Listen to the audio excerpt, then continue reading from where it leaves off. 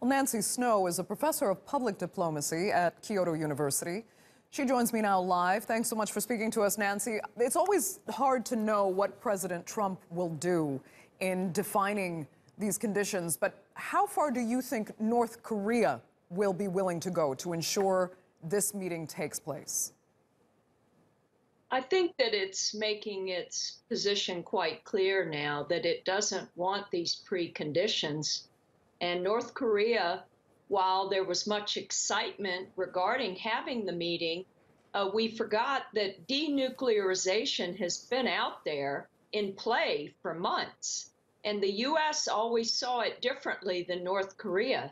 In fact, denuclearization might involve North Korea calling on the U.S. to perhaps withdraw or at least lower the number of U.S. forces in South Korea.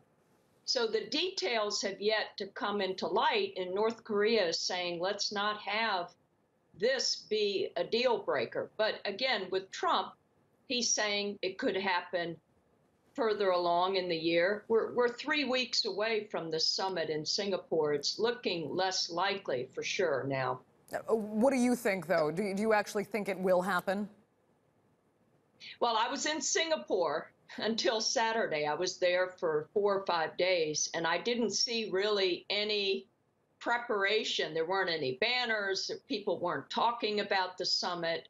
So as far as really getting ready to have such a high-profile meeting, it didn't seem to be in the air.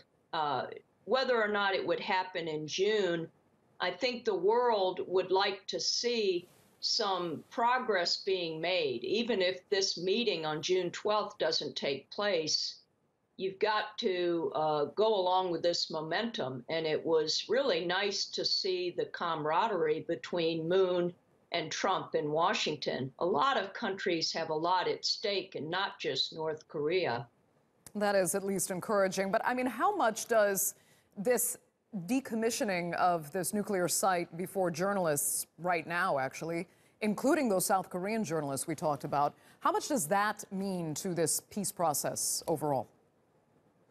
Well, it means a lot to North Korea, and we'll have to see if it means as much to the journalists who were invited to watch this process.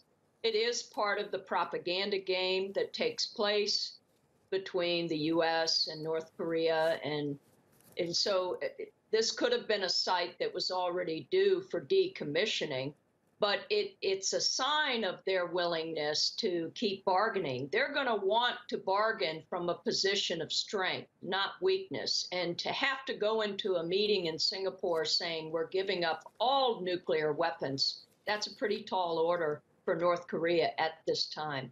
Okay, Nancy Snow, we'll leave it there. Thank you so much for that from Kyoto. You're welcome.